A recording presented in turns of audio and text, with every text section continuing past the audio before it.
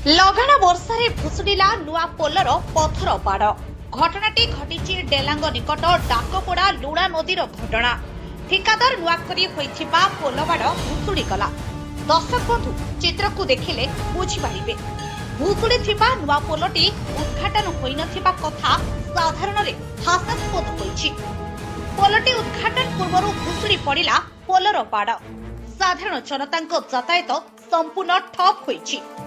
ଏଠି ପ୍ରଶ୍ନ ଉଠୁଛି ଠିକାଦାରଙ୍କ କାର୍ଯ୍ୟରେ ବିଫଳତା ଏବଂ ଠକେଇ କାମର ମହାନ ଦୃଶ୍ୟ। ଏହି ପୋଲଟି 20 ଫୁଟ ତଳକୁ ଧସି ଯାଇଛି।